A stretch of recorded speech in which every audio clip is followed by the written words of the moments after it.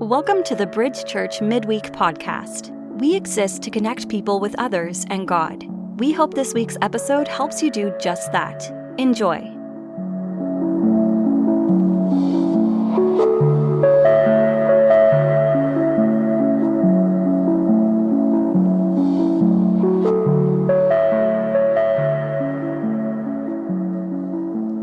Hey Bridge Church, this is Bradley. I am the worship pastor and over our college ministries here at Bridge Church, and we want to welcome you to the Bridge Church Midweek Podcast. I'm here with Jen McCormick. Jen, say hi. Hey everyone. We're so excited that you guys decided to join us.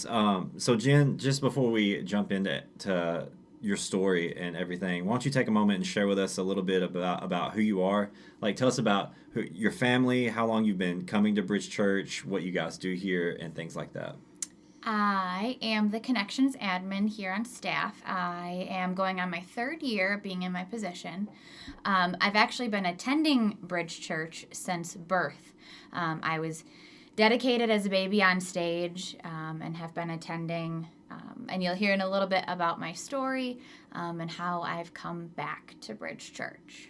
Right, and let us know about like your family, Michael and... Yeah, I am married. We got married back in 2013 to my husband, Michael McCormick.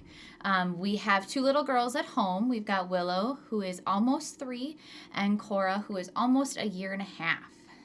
Yeah, and Michael is huge in the church as well. I know he doesn't have like an official full-time role here, but for those of you listening, if you have watched our live stream or anything that we've done online on Sundays, Michael has had a huge part in that. He's really our lead volunteer inside that area of the tech booth, and he's been crucial in helping get our live stream what it is. So you guys both do an awesome job and have crucial roles inside of the church, and I think that's where it's important to note that this church just doesn't function by the full and part-time staff that we have here. Like, it's made up of tons of volunteers like Michael, who is giving of their time to make this church what it is. So that's cool.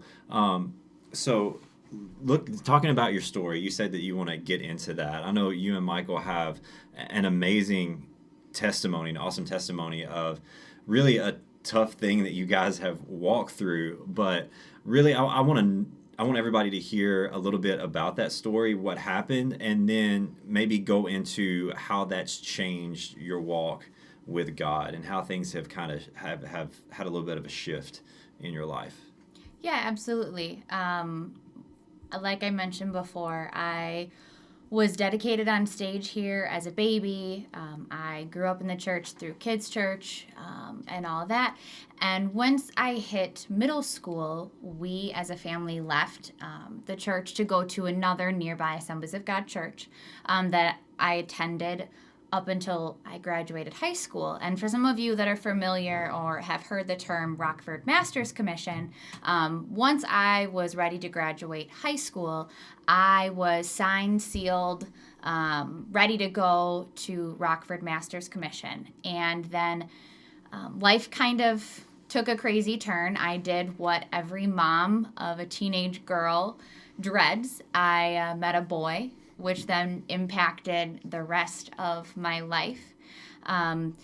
So this boy and I, we got to know each other. And one of the things with Rockford Master's Commission at the time was your first year, you're not allowed to date.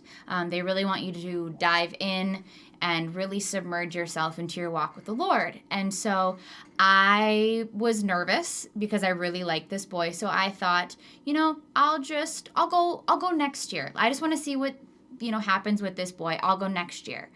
So the fall of 2009, I enrolled in beauty school full time. I completed beauty school, and I never went back to Rockford Master's Commission. I started my career as a hairstylist in the area. As this boy and I developed our relationship even more, we got engaged, and then, like I mentioned before, we got married in 2013. And Michael and I had always had the desire to go back to church. But as a hairstylist, I was working Tuesday through Saturday, and so I really wanted to use my Sundays as time with him. And so we always said when we have kids, that's when we'll go back to church. He grew up in the church. I grew up in the church. So that was always something that we had wanted for our kids, but it was just something that we kept procrastinating on. It was just a great excuse to not come back yet. And so finally, after a few years of marriage, we decided that it was probably time for us to start a family. And so we got pregnant in 2016. And on our due date was April 2nd of 2017.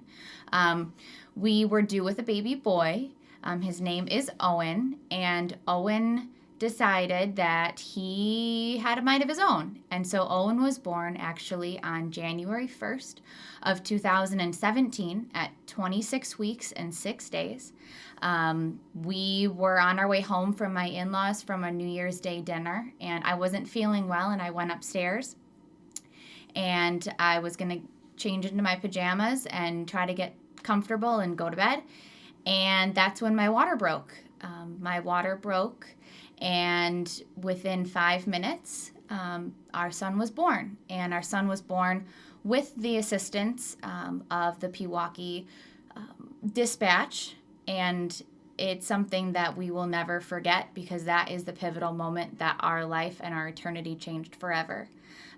With the help of dispatch, Michael delivered Owen. He weighed 2 pounds, 6 ounces, and was 15 inches long. He was born crying, looked at me, and our survival instincts really kicked in. And it was kind of in that moment that we realized that there was going to be something special about this. We, now looking back on the situation, see God's hand from the very moment Owen was born. Our neighborhood is kind of a neighborhood that's got tons of twists and turns, and it's kind of hard to find. And we had no idea that the first responder, the sheriff's deputy, got there so quickly, because she was our neighbor. Oh, wow. That she actually lived right behind us. And she was able to let the ambulance know before they got there that he had been born. So they were fully prepared to whisk him away. They whisked him away to Waukesha Memorial, to their NICU, and I followed in an ambulance behind him. And we knew when he was born that he would have quite a stint in the NICU, that this was going to be kind of a long road for him. And they kind of prepare you for the ups and downs, the roller coaster ride that is the NICU. And so I decided after my hospital stay that I was going to go back to work pretty quick after he was born. And actually, right after he was born, I had clients the next day, and Michael is following behind in a squad car, and he's calling my boss, because the biggest thing that I'm thinking about is, I have clients tomorrow. Now looking back on that is just absolutely ridiculous. I just gave birth on the bathroom floor, and I'm worried about people that need their hair cut the next day. And so Michael met me at the hospital, and of course at 26 weeks I didn't have my hospital bag packed whatsoever, and so he had to go back to the house and grab my bag. Which, side note to all the men that are listening, if you ever decide to have children, she won't fit into her pre-pregnancy jeans 2 days after the baby is born.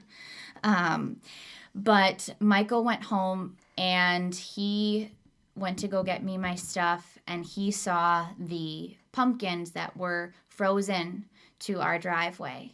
And those were the pumpkins that we had decided to make our pregnancy announcement with. And Michael was angry. He thought to himself, if God's so real, if God's so great, then why did he let this happen? And it was in that moment that he heard God audibly say, "Don't worry, I've got this." And so in that moment, he had never heard God speak before, but there was just a sense of peace that came over him. And so as we navigated the next couple of days, and I got discharged from the hospital and I returned to work, we kind of were looking at what life was going to be like with a baby in the NICU and juggling all of that. So we kind of got a routine in, and I had gone back to work. I was working on a Tuesday night and I had gotten a phone call from one of Owen's nurses. I had talked to his doctor earlier in the day, and we had made a game plan. They were going to extubate him, remove his breathing tube, and they were going to do an x-ray of where his PICC line was, and I was going to get to hold him on my day off that Wednesday. So at this point, everything's looking okay. It's great. And looking It's good. Great. His doctor is completely blown away by how well he's doing. And we are on the up and up.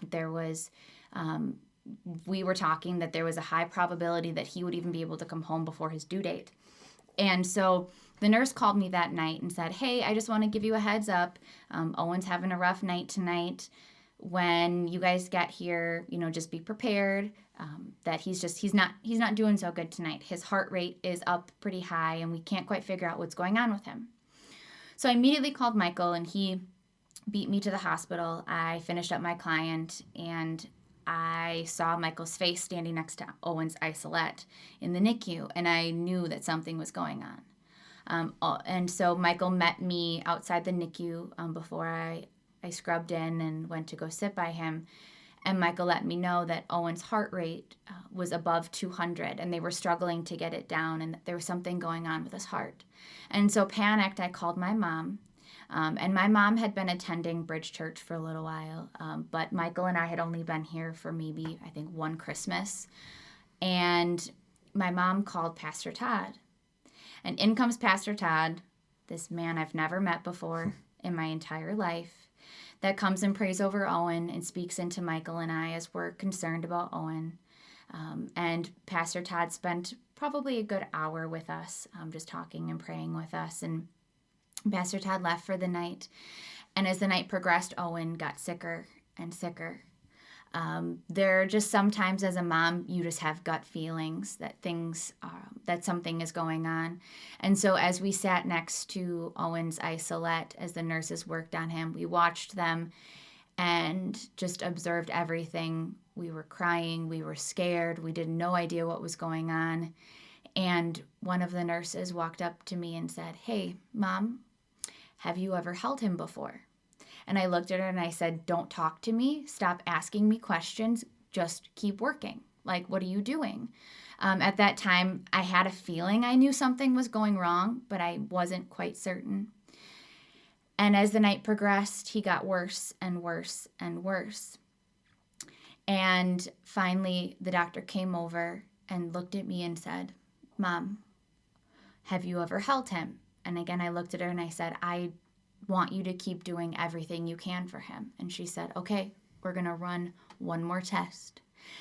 We're going to test his blood pH. And if his blood pH is below a 4.7, it is not survivable. Owen's blood test came back at a 4.2, and that confirmed my suspicions that it was not survivable. So my mom called Pastor Todd. It was about 1 o'clock in the morning, and here comes Pastor Todd, who had gotten himself out of bed. This man, again, that had never met us before this night, that didn't owe us anything, sat with us as we were about to navigate the most difficult thing as 25-year-olds we were ever going to go through. And I looked at Michael, and I looked at him and said, do you want to hold him? And Michael looked at me with tears in his eyes and said, I was with him and brought him into this world. He should be with his mommy on his way out. So I sat there holding my baby boy, overcome with sadness, overcome with unknowns, as he took his final breath, not knowing what this little baby boy's 10-day life would be like. And I looked up, and the nurse asked me later that night and said to me, where do you want him to be sent? I had no idea. I had no idea what funeral home I wanted him to be sent to. Who's supposed to think about that when your baby's 10 days old? And so Pastor Todd mentioned that we should have him sent to Randall Dable, right next to the church. And Pastor Todd met us the next morning as we planned our 10-day-old baby's funeral. And Owen's funeral was scheduled at Bridge Church for January 21st. And we had his funeral at the church on Saturday, and it was a funeral that Pastor Todd did, and it's his only baby funeral he's ever done. And I can close my eyes and I can still see Owen's white casket up at the front. And the next morning after Owen's service, we looked at each other and we said, we want to go to church. We want to hear Pastor Todd's voice. There's something that is so comforting about Pastor Todd's voice. But we couldn't bear to pull ourselves out of bed, couldn't bear to pull ourselves out of the darkness that we were in. And so we went on a hunt to see if Bridge Church live streamed. And I told him, I said, I know my mom has mentioned before that Pastor Todd does podcasts, but I don't think they live stream. And so we watched a couple other churches live streams, and it didn't feel right. It didn't feel the same. It wasn't Pastor Todd's comforting voice that we needed. And it was in those moments that we laid there with tears in our eyes, in the dark, under the covers, that Michael looked at me and says, Jen, no matter what, Bridge Church is going to live stream. And I looked at him like, are you crazy? We don't even go to the church. It's not even our church home. Like we don't go to church. What do you mean that you are going to be instrumental in the church live streaming? It was a few days after that that my mom and I went to the hospital, and I went to pick up some stuff of Owen's, and I looked at my mom and shared with my mom that Michael had told me with Owen's passing that Michael had given his life to Christ. And I remember standing in that parking lot on that cold December day, January day, that Owen had done more in his 10 days of life than most people do in their entire lifetime. That he wanted to make sure that his daddy got saved, that little boy was a missionary to his daddy so that his daddy would spend eternity in heaven. And so as time went on, Michael and I finally were able to pull ourselves up by our bootstraps and came back to Bridge Church. And we had completely submerged ourselves in it. And Michael had decided that he was going to come up with a plan all on his own, and had spec'd out and picked out cameras and picked out a whole entire system and done all the research and had presented it, because no matter what, Bridge Church was going to live stream.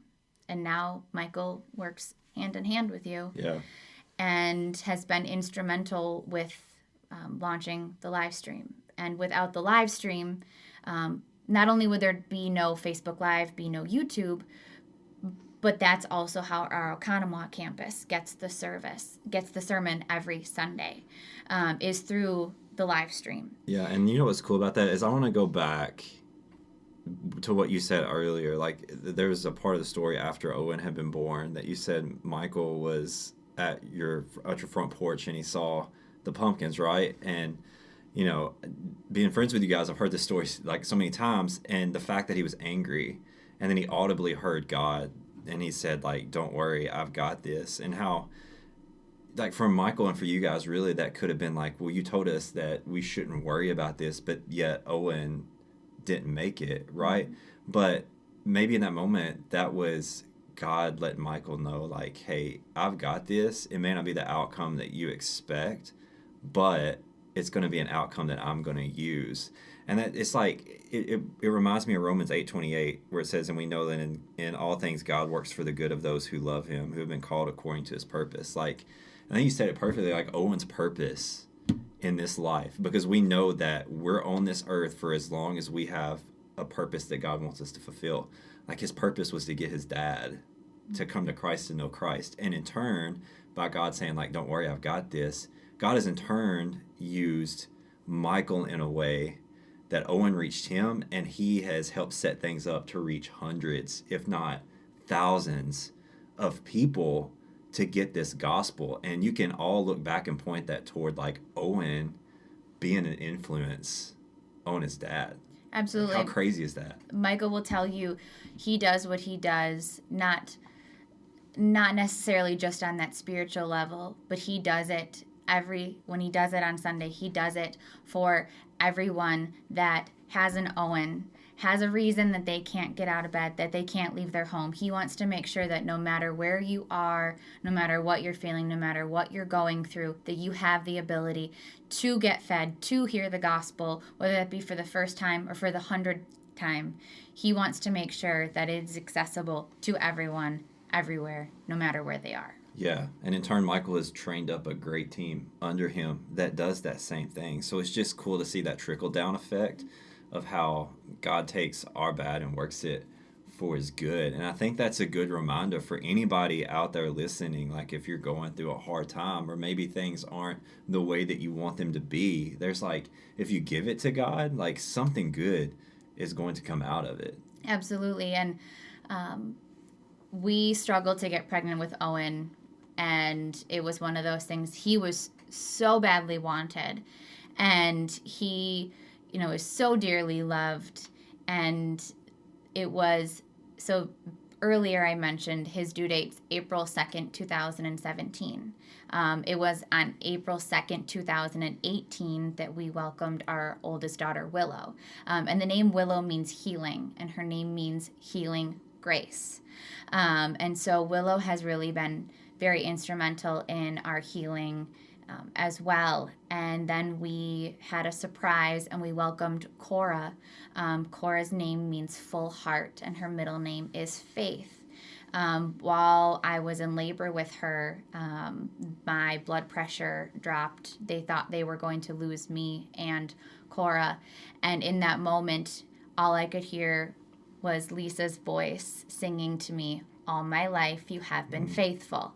And I knew in that moment that Cora's middle name was going to be Faith, because I had seen everything that God had brought us through and all the faithfulness that he has. And no matter what, he's always there. And it's really been kind of the repeated theme of our life, is that no matter what, he's been faithful. No matter what, he's answered prayers. Our prayers were for Owen to be healed. He wasn't healed in the way that we had hoped, but he is healed. He's in heaven. He is made whole. He's perfect. And so that's kind of my personal theme going into 2021 is no matter what. No matter what, he's faithful. No matter what, he's good. And it's just something that I think is so easy right now, still going with the world the way it is with COVID. It's so easy for us to fall into a slump with how life is, and just to remember that no matter what, he's there. Even in the NICU at 2:00 in the morning, he's there. Even when you're at your highest highs and your lowest lows, no matter what, he's there. That's awesome. Well, Jen, I appreciate you taking the time to share that with everybody. I know that stories like this aren't always the easiest thing to retell and to relive, but it's knowing that as we do that, it will encourage somebody else that's out there listening. So I want to thank you and Michael for being willing to share that story. And I think this is a perfect closing, because I think what you just said there at the end, it will just resonate with so many people. And I hope that if you're listening to this, that it encourages you no matter what season of life you're in. And I want to encourage you, like, these midweek podcasts are not just for our church body to listen to. Stories like this need to be heard. So if you know of anybody who's going through a hard situation, it may not be the same situation that Jen has talked about, but I think this can encourage anybody who is just walking through something painful to just know that on the other side, there is hope. On the other side, there is good if we just allow God to come in and to do that work. So Jen, thanks. Absolutely. My pleasure. All right. See you guys. See ya.